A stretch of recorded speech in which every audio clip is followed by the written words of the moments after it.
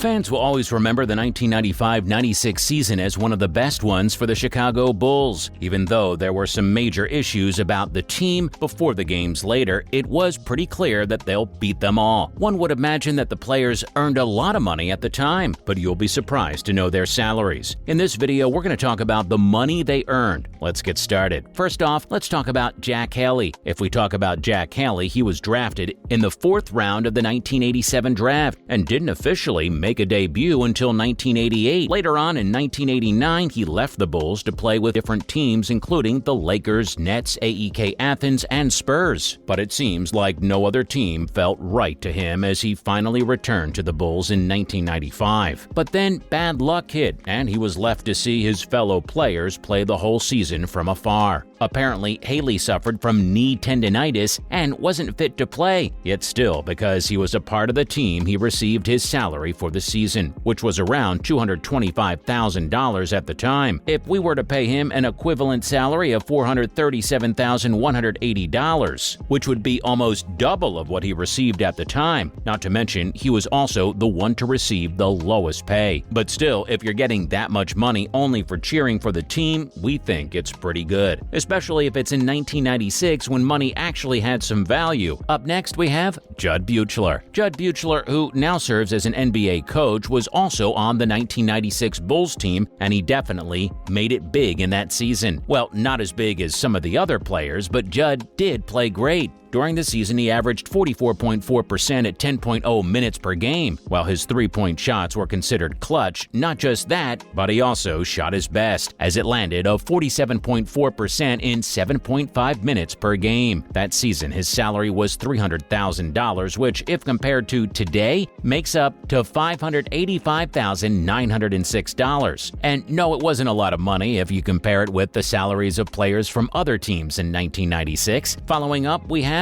James Edwards. Throughout his career, Edwards played with teams like the Los Angeles Lakers, Cleveland Cavaliers, Phoenix Suns, Indiana Pacers, and more, but his participation in the 1995-96 season with the Chicago Bulls will always be remembered. Not to mention, this was also the final season in the NBA, and we think he enjoyed quite a victory before saying goodbye. Edwards' salary that season was $225,000. That'd make around $437,180 today. This was probably because he appeared in much fewer games as compared to other players. Next up, let's look at Larry Krystkowiak's earnings in that season. Larry missed that season and didn't contribute to the numbers at all. However, his salary was still on the record. Apparently, the player received $335,000 for that season. That's equivalent to around $650,912. After the 1996 season, he returned for another season and only played 3 games before retiring from the NBA for good.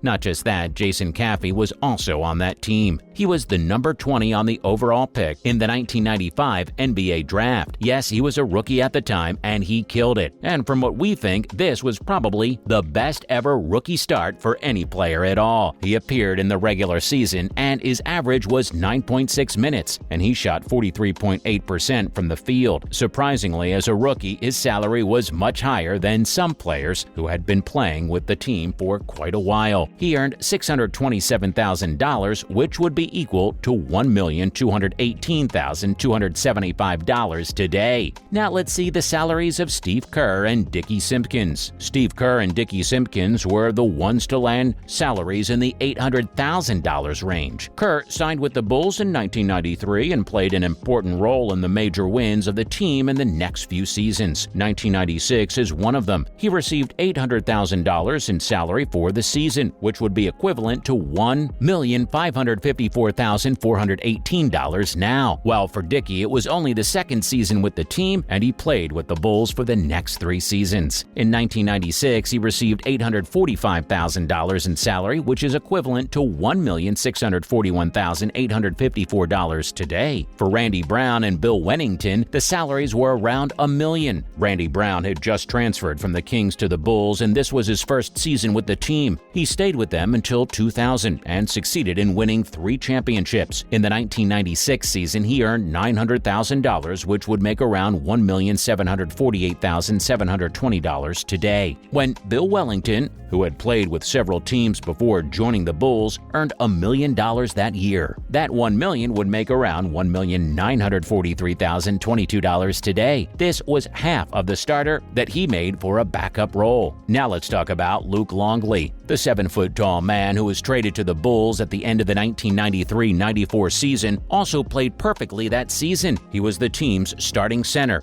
and helped the Bulls win 3 championships. The season was his sweetheart as he went on to make all 62 starts and played 26.5 minutes per game. Not just that, he made 4 shots and took 8 of them as well. That season, Longley earned $2,300,000, which would be equivalent to $4,468,952 today. After Longley, we have Dennis Rodman. Dennis also earned almost the same salary as Longley. In 1996, Rodman replaced Horace Grant and luckily adapted to the new environment quickly, which helped the team a lot. His stats showed 20 or more rebounds against the 76ers. That season, Rodman received a salary of $2,500,000, and that would be equal to $4,857,557 today. Next up, let's talk about Scottie Pippen. Alongside Jordan, Pippen was the second piece of the first three-peat. After the fellow player left, he became the leader of the team for the next 2 seasons, but later he became a complimentary player again. And when Jordan returned, the team was once again a championship contender. Scottie Pippen earned around $2,925,000. That'd be equal to around $5,683,342 today. The player was the best two-way player in the playoffs, and that got him to win another title. Ron Harper was also on the team, and he was in the $3 million league. When he said goodbye to the NBA, he was already a 5-time champion, but his major titles came to him during the 1996 season. He started out as a point guard for the team and had a reputation as a perimeter defender and ball handler. Later, he also served as the team's backcourt after Jordan's return. That season, he earned $3,120,000, and that'd make around $6,062,231 if we had to pay him today. Not only that, but Tony Kovac also earned a bit over $3 million. He was the starter for the 1994-95 season, and the 96 season was his second season with the team, and he amazingly assisted Pippen, while he was also perfect at scoring and rebounding. With Jordan's return, he turned into the third option offensively and later moved to a 6th man. In the playoffs, he made 5 starts in 15 games and was shooting over 19% from three-point range. It was amazing how he was just $300,000 behind Jordan and became the second highest paid player on the team at that time. Kovac was paid a total of $3,560,000, and if we were to compare it with today's money, it'd be around $6,917,161. Lastly, we have Michael Jordan. We genuinely thought that Jordan would have made a lot of money, but surprisingly, in that season, he only made a bit over $3 million.